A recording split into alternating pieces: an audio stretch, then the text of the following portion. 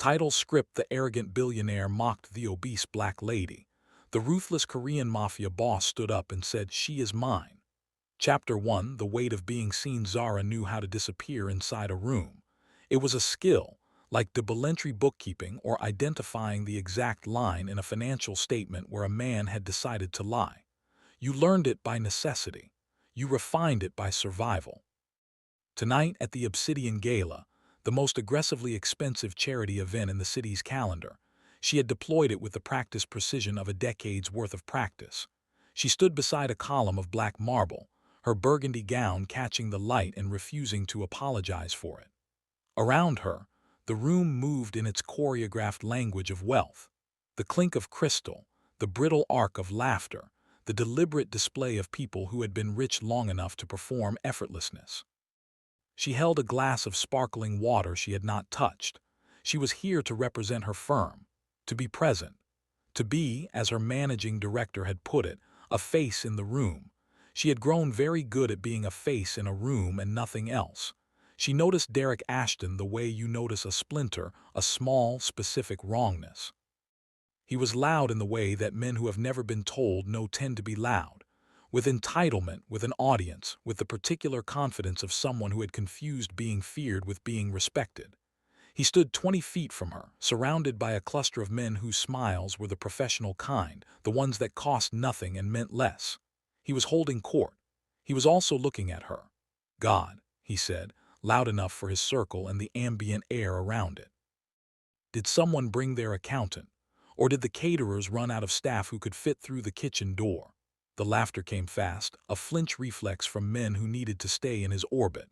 It was the kind of laugh that had no joy in it, only compliance. Zara felt it land, the way she always felt these things. As heat behind her sternum, as a tightening in her throat. Not surprise. She had not been surprised by cruelty in a very long time. What struck her was the precision of it, how he had looked at her body and seen not a person but a punchline, how quickly and completely he had subtracted her from the room. She kept her chin level.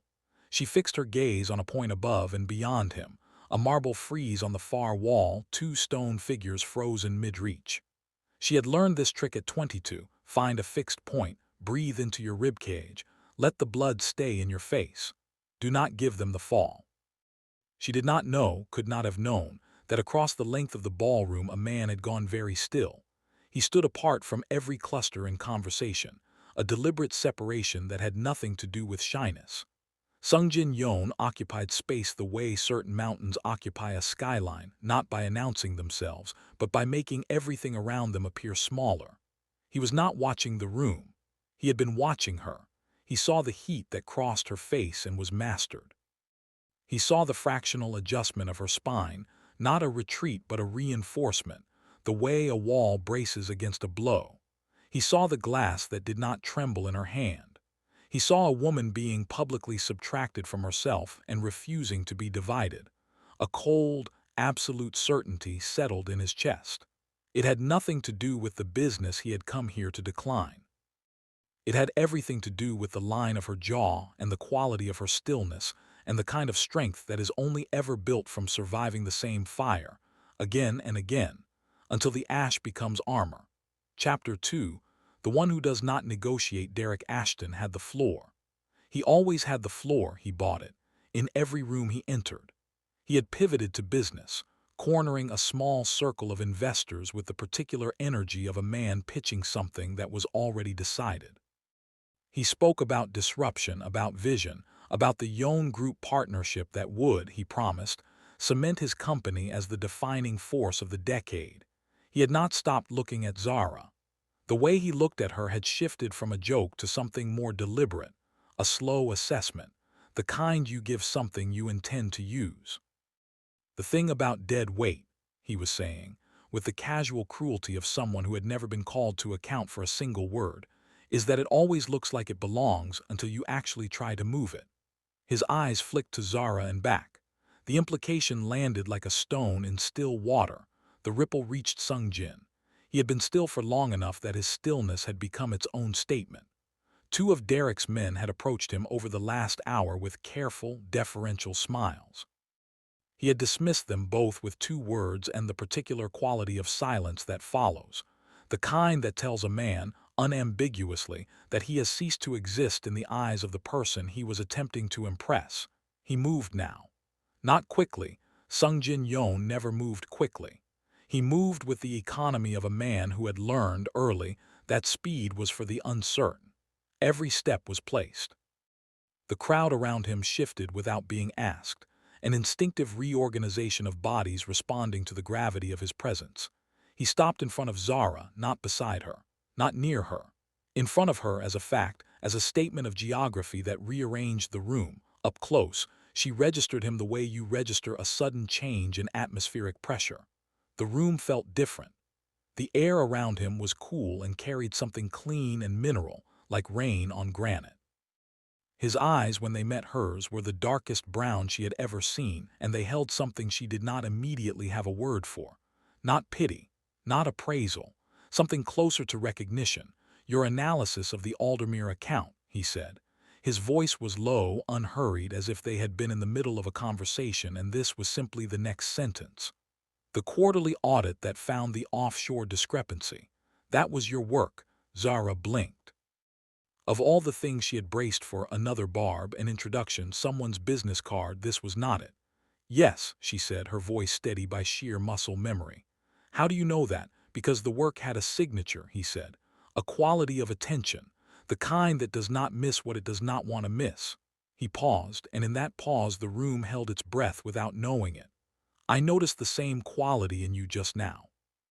Before she could process the sentence, Derek Ashton materialized at Sung-jin's shoulder, a man who had never learned to read a room. Mr. Yeon. There you are. I've been hopping to, he stopped, registering with some dim social radar that he had walked into a current he hadn't charted. His gaze moved to Zara with the particular contempt of someone who has decided another person is a prop. I see you've met the hired help.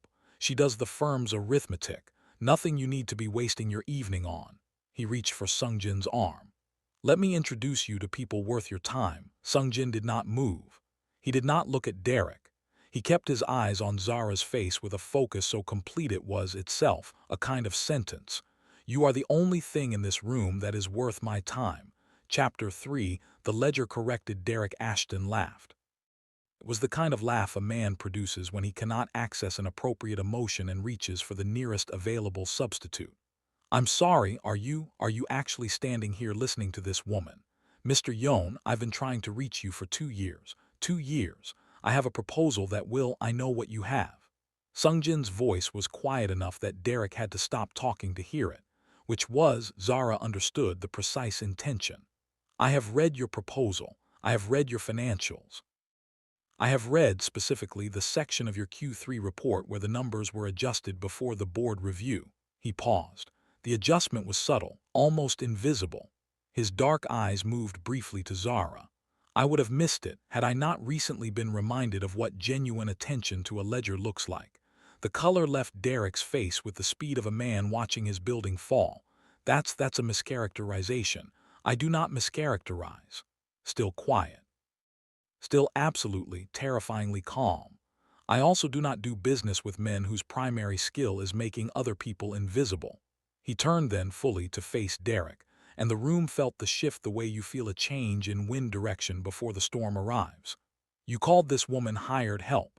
You have used her body as a punchline twice in my presence. You have demonstrated efficiently the precise quality of your judgment.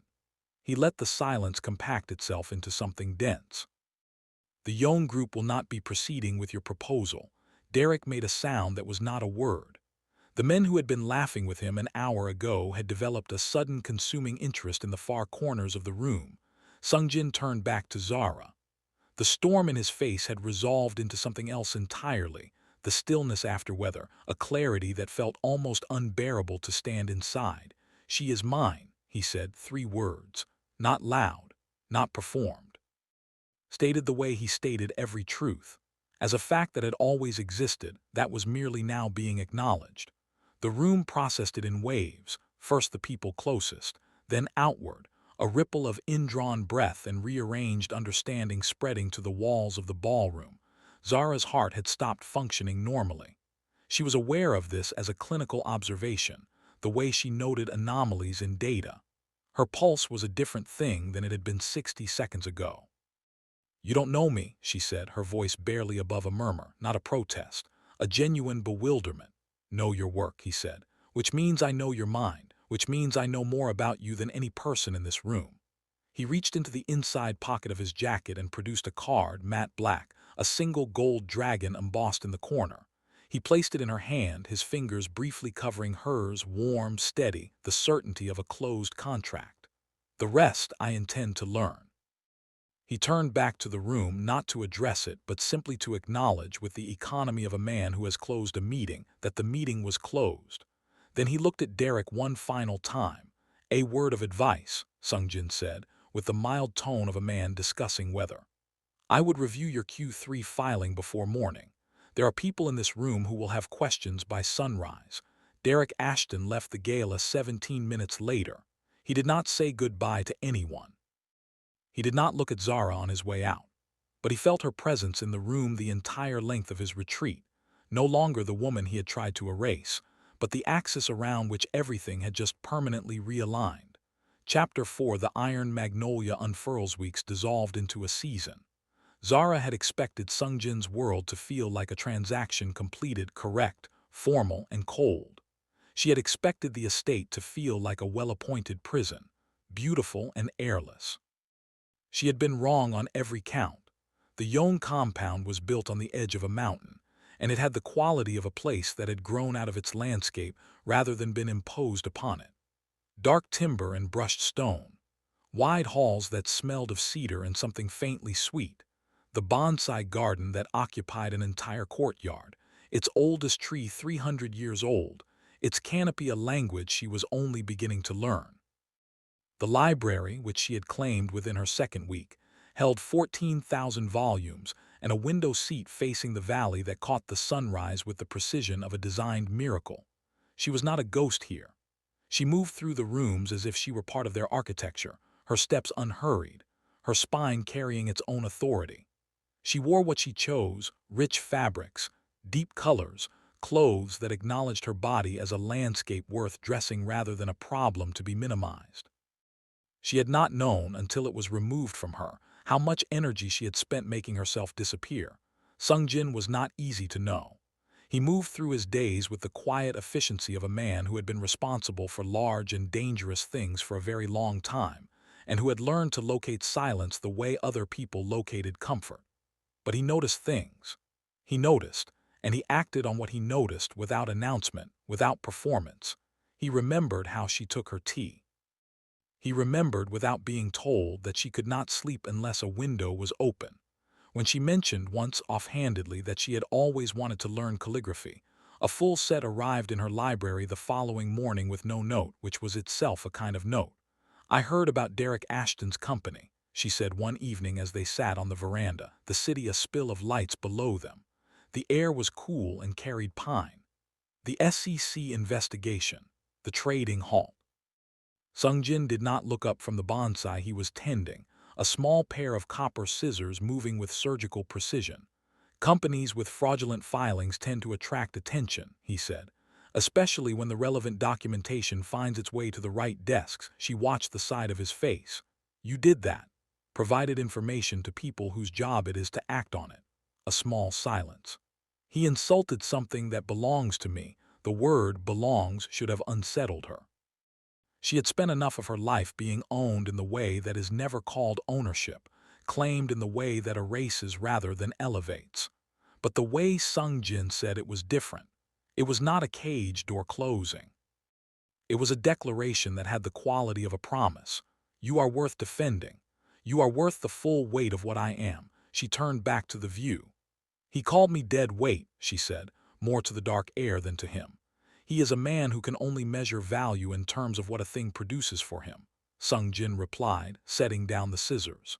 He turned to look at her then with that quality of attention that she had come, over these weeks, to understand as the most intimate thing he offered.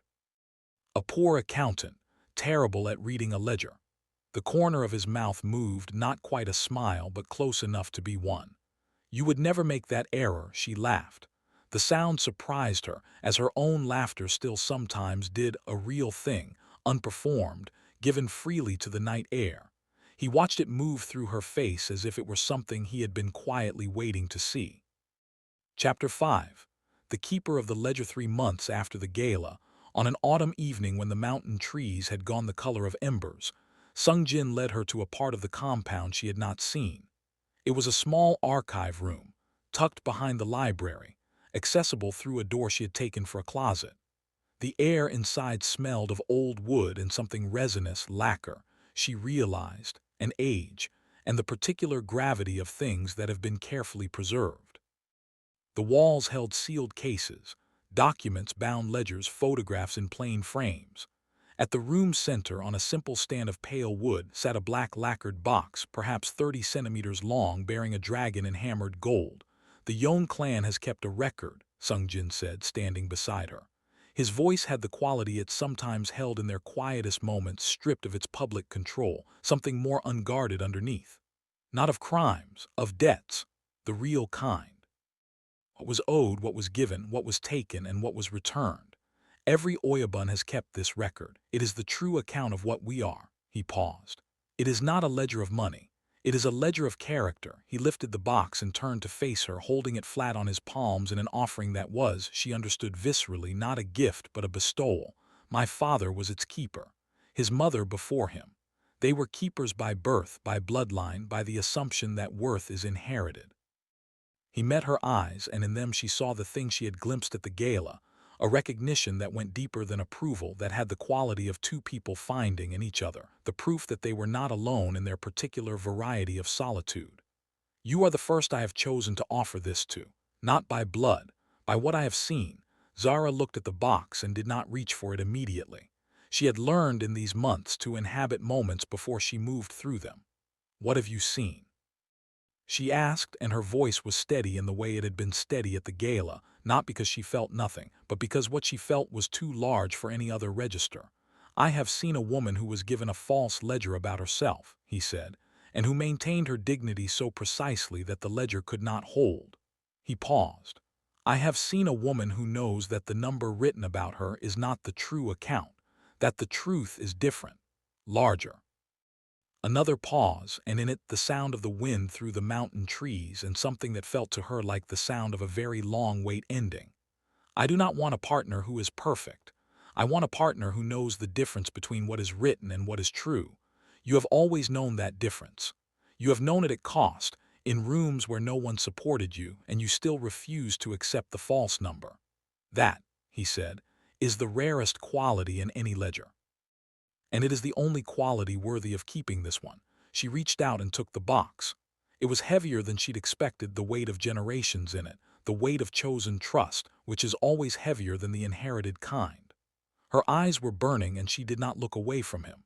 Derek Ashton looked at me, she said slowly, and saw a liability. Derek Ashton, Sung-jin replied, with the mild finality of a man closing a corrupted file, is no longer a figure in any ledger that matters.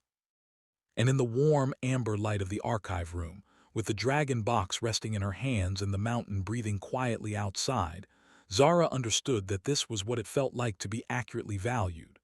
Not performed at, not elevated for performance, not rescued in a way that required her to stay small so someone else could feel large. She had been seen, precisely, without distortion, at full scale. She had been added to the correct column. She had always been in the correct column. She simply finally had someone who could read the ledger. The end next. Please subscribe.